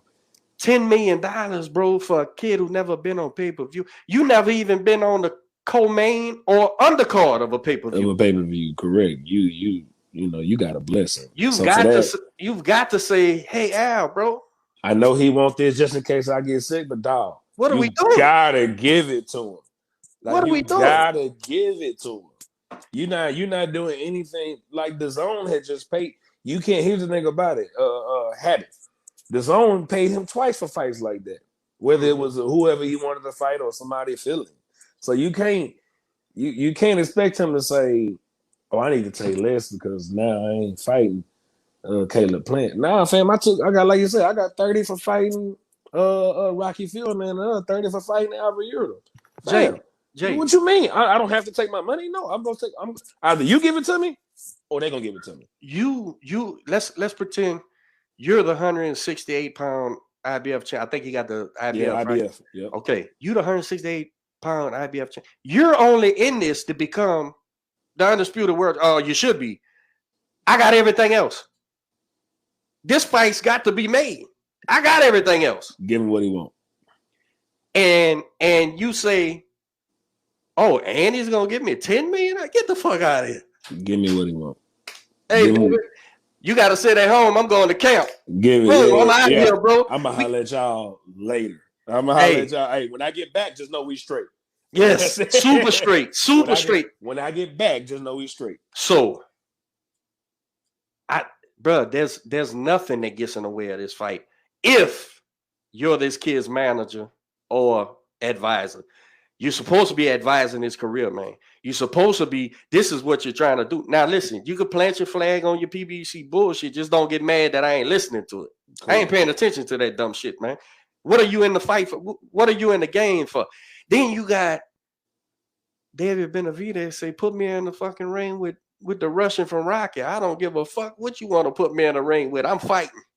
I'll take Canelo tomorrow. I'll take fucking bro, I don't see David Benavidez ain't backing away from nobody, bro. Nobody. You know what? He told Charlo, I'll come down to 160. What you want to do, man? What you want to do, bro? He told him straight up. He just said it on Tyson podcast. He said, I call out Charlo, Plant. I want Canelo. I want them all. He said, I'll come down. He said, I even told him, I'll come down to 160 to see you then. Somebody tell me you going to come down like Chad Dawson did Andre Ward. Yes. The man came down the weight class just to see about him. Yes. Regardless of the outcome, he's a fighting man. Went down there to see. He's a fighting man. And David Benavidez said, I'll come down to see about you.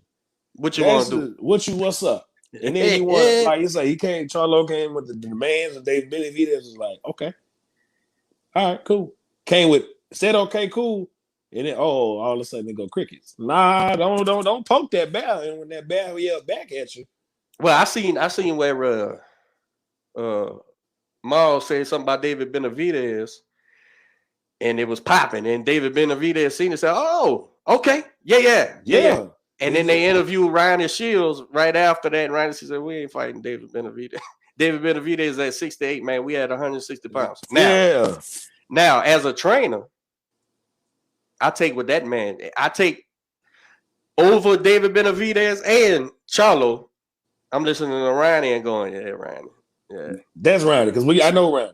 Smooth. I know Ronnie. Ronnie smooth fights and everything. Good job, Ronnie. Ronnie knows exactly what he's talking about. Now, does that mean they don't grow into a fight or whatever? Sure, absolutely. But Ronnie said right now. So that is what it is, bro. And I just don't understand. Again, bro, we in a time with just social media, bro, that there's podcasts like this that's involved with boxing. Man, don't tell me about boxing, bro. Tell me about something I don't know about in boxing. And because I know in order for me to learn, I got to go, oh, really? Damn, I didn't know that. Let me see. I want to know. I want to be prepared for the people I represent, right? But don't come tell me about this boxing, bro. I was born into this shit and been doing it professionally for fucking 20 years, bro.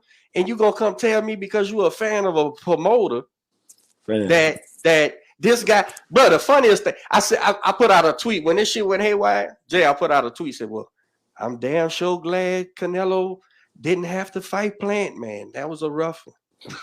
This shit doesn't even walk around sense, bro. That shit don't even walk around sense, bro. It was gonna be a terrible rough fight for Canelo, man. Yeah, I'm glad he's happy. It wasn't that 30 million. It was Plant. Plant was so he had him quaking in his boots. Yeah, he was scared. Of course he was. He was. Jesus, he was Christ, terrified. Bro. People convince themselves of so much dumb shit, bro, with this boxing. Now, it's a lot of moving parts. Don't get me wrong. Whole bunch. Big George could have said. Big George could have told Mora, and I'll go further than that. And you could tell me because you know with your dad. Big George could say, ain't nobody tuning into this fight if Mora fights Willie. I'm the celebrity. You better give me my 11 million. You take them. We'll negotiate. I'll take 10. You take 2. Right. Because that's how boxing works. Yep. So George really did bless him by saying that shit because he didn't have to. A lot of people. You can ask. You can still to the day ask Lou Savarese. George got Lou Savarese's first $1 million. Look at that.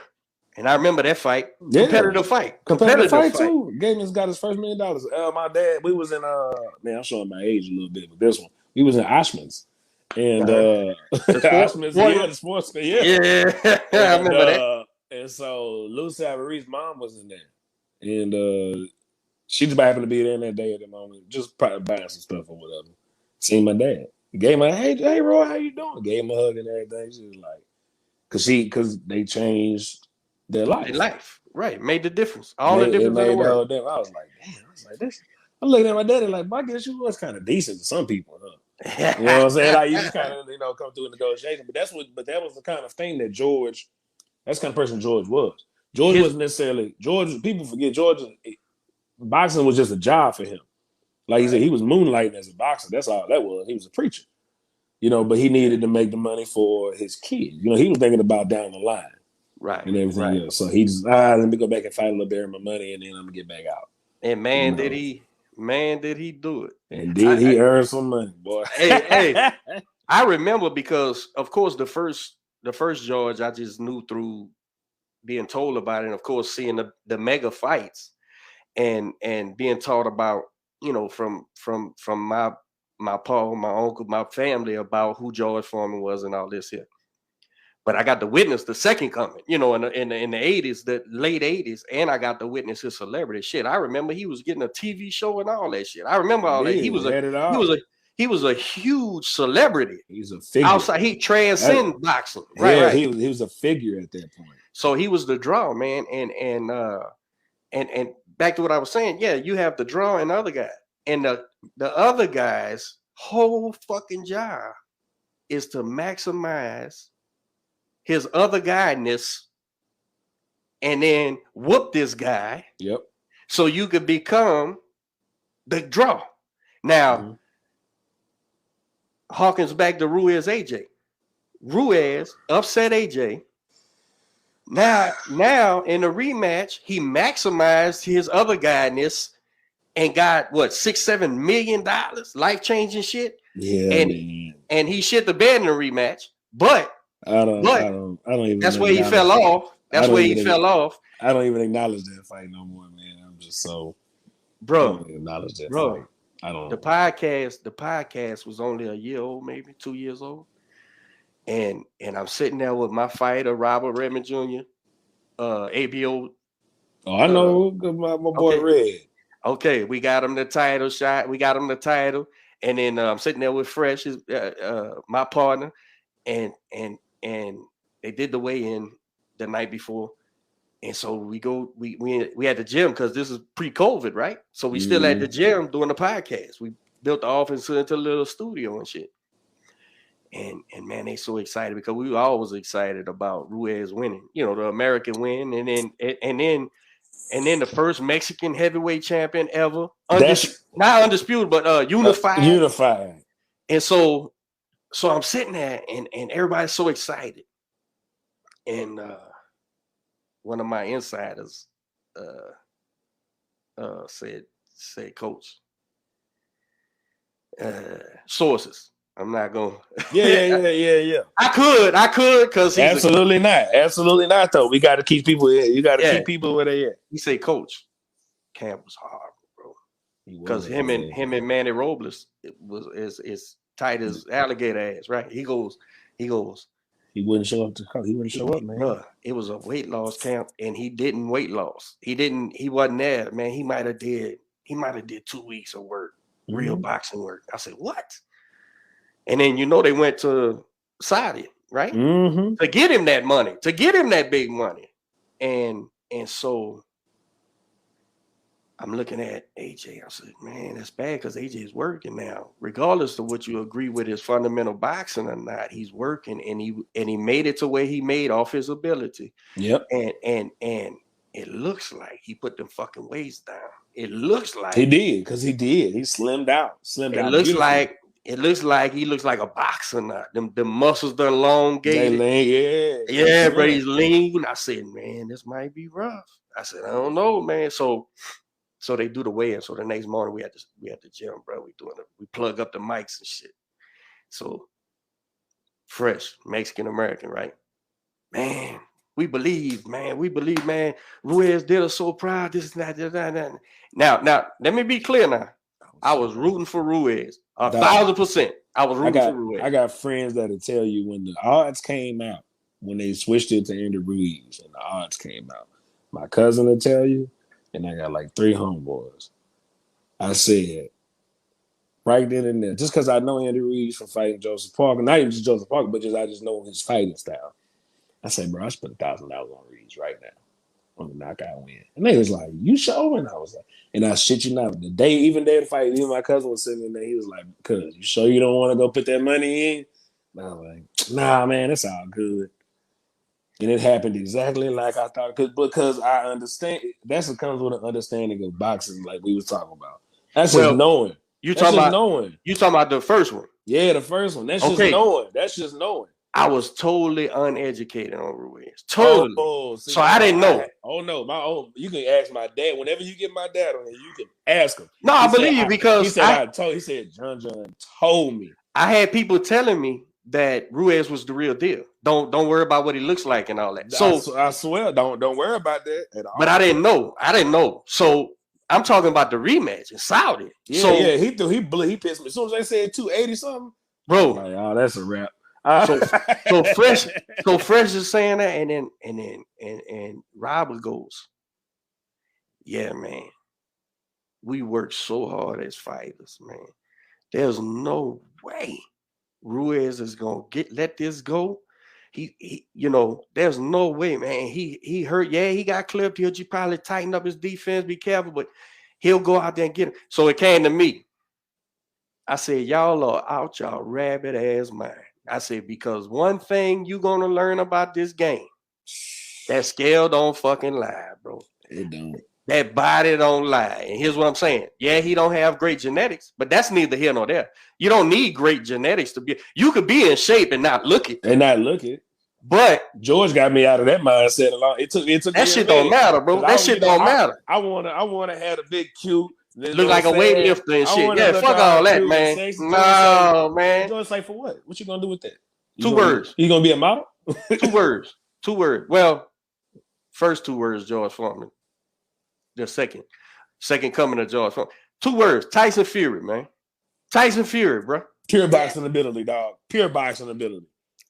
Highest boxing intelligence I've seen at the heavyweight division since Lennox Lewis, bro. Pure boxing ability. Easily. So, but 260 fat and 280 something fat.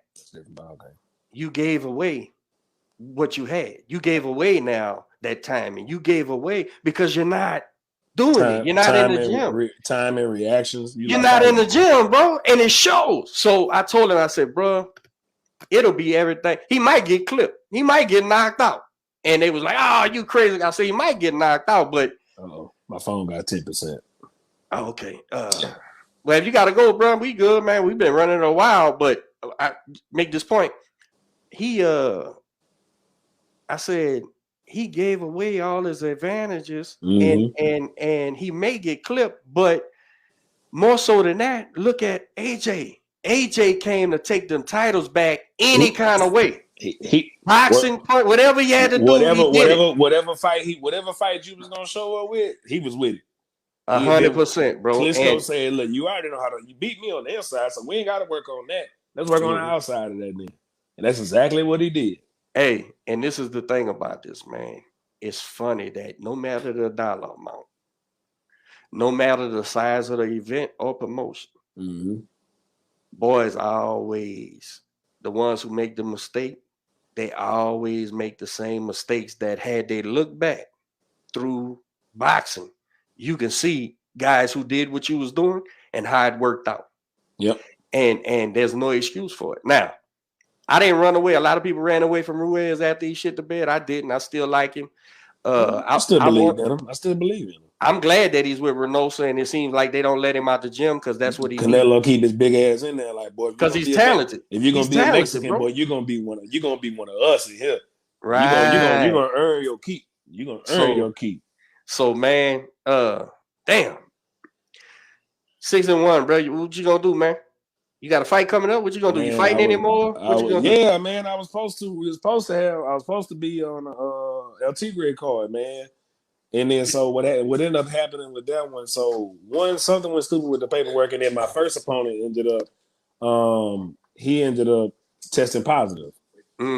So and then something happened with the second one. So they working on the second one from that point. So and then supposed to be in Tyler, but then they dropped, like they were supposed to Tyler fight a couple weeks ago. They had a couple fights on there, and then they dropped a few fights out of it. For whatever reason, I don't know. I was one of them. So hopefully I can try to find. I'm trying to find. I didn't even know it was one next week, and I'm mad because damn, I would love to fight right now. You know, Right. I actually had Darius Fulgham. We and him ended up sparring. And Okay. he ended up giving me a good licking the other day, and I was like, "Whoo, I needed that one, dog." You know what I'm saying? I love that guy, bro. I love nice that guy, kid, dog. man. Nice kid. So I ended up, so we ended up talking about it. You know, I was like, "All right, man, look now, keep me going." You know, a good licking I always do that. So you're in the gym. You looking for the day? I know a couple of local September.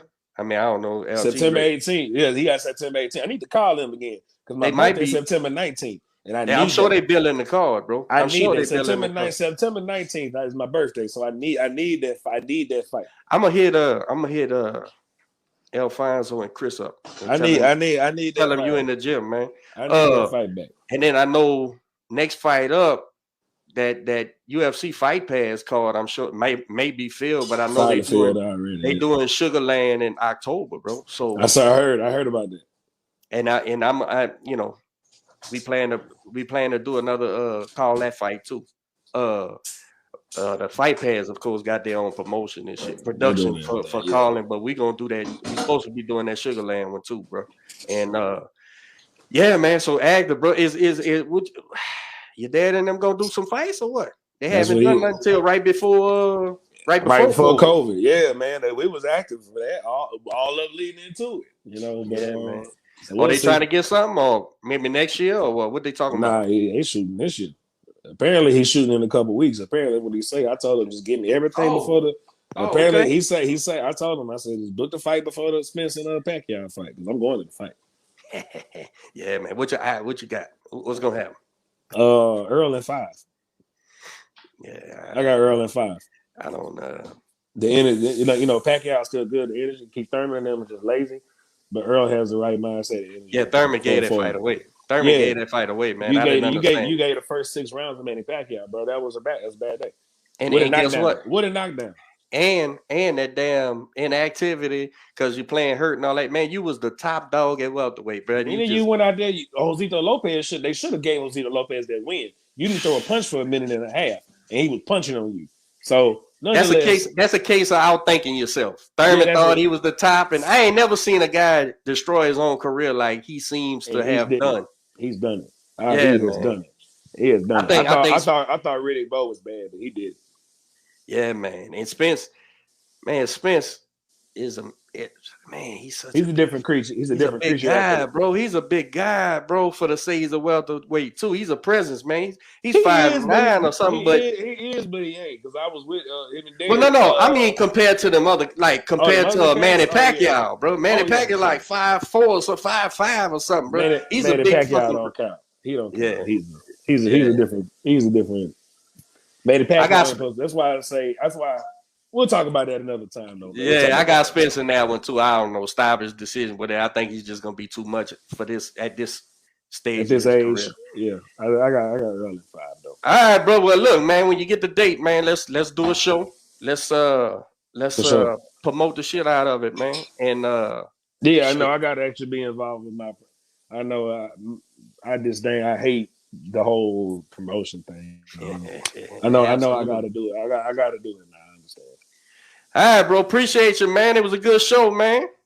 I told you it records itself, bro. Records itself, man. Once we start talking about boxing, bro. It does. Tell your dad I say hi, man, and hopefully we get back together, bro. When you get one of these shows, man. Will do, man.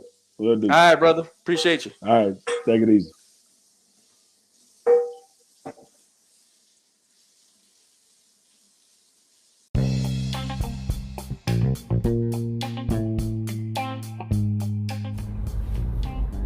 What's going on, guys? Coach Derek here. I wanted to invite y'all to check out In the Ring with Christine, a podcast hosted by cut woman, media personality, and Olympic boxing coach Christine Lopez. In the Ring with Christine can be found on YouTube, Facebook, and Pottertron Network. It includes Women Crushing It Wednesdays, an all-women's panel discussing the previous week in boxing. Please like, subscribe, follow, and share. In the Ring with Christine.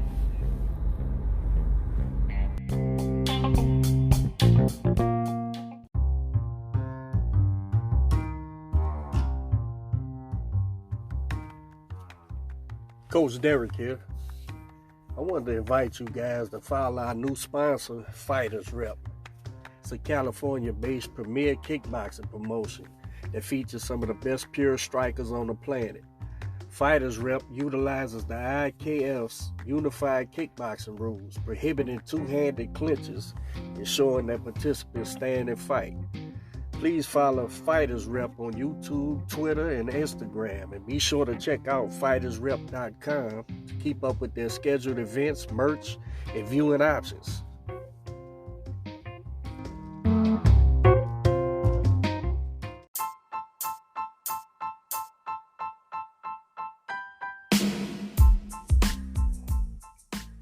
Hey guys, this is Coach Derek. I want to give a shout out to our new sponsor, Pueblo Boxing. Y'all be sure to check out Pueblo Boxing. They have unique and high quality boxing gear and novelty gifts. You can find the gear at soloboxing.com. That's SOLO boxing.com. Check it out, man. They do quality work.